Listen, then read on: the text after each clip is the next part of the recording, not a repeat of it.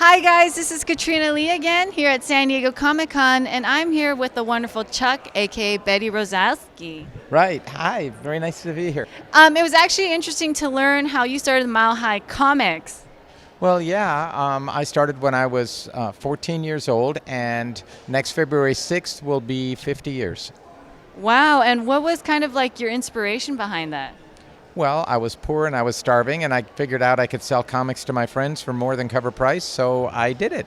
And I think that's great because it was very successful up until today, and you've done so much with that. Well, I've sold $200 million in comics since I was sleeping under bridges, so I guess, yeah, that's some measure of success. So, what is your affinity with comics? How did you get involved with that? I lived in a very abusive environment, and comics were my escape. And then also, I really like literature and I like collectibles. So becoming a comics dealer was like a fish jumping in water. And I think it's really important that you are an LGBT trans person who vocalizes and transgender, and you put that out there, and that's great. As a big supporter myself.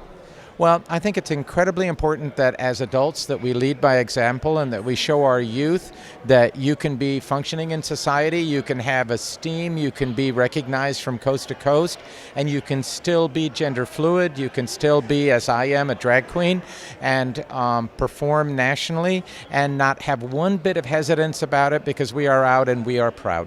Absolutely. And also, you were saying how you talked about all of your inspirations in terms of like dressing up as Bettie Page. How did that come about?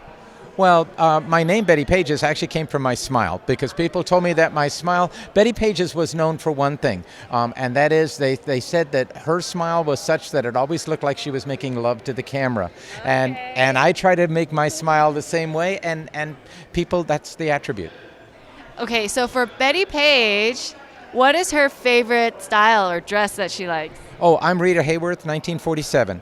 And so I am glamour, glamour, and more glamour. And I love getting dressed up and being beautiful. It brings out a joy in my heart that when I'm in boy clothes, never happens. But when I'm Betty, it just lifts me up and makes me so happy. Well, that's awesome. Even for me, I love beautiful, glamorous things. And to hear that from you, it's also like a very encouraging thing because you should always be you and you should never cover who you are and just be free. Well, I think that's the most important message we can put out there. You'll sometimes suffer the slings and arrows of the haters and the people who don't like you, but so what? What matters is that you're true to yourself first and foremost, and then that you turn that and make sure that you always give back to your community and remember that your brothers and sisters need your help. Absolutely. I'm really inspired by that even as an Asian American female artist. It's tough, but to be able to hear your story and, how successful you are and how proud you are, that's very inspirational. Well, thank you. That's very kind of you. And, remember, we're all in this lifeboat together. We have to help each other. I'm about to cry now. Okay, so thank you so much. Thank you. Okay, thank you, and have a great convention. Thank you. Cheers. This is Katrina with IdeateTV. Bye.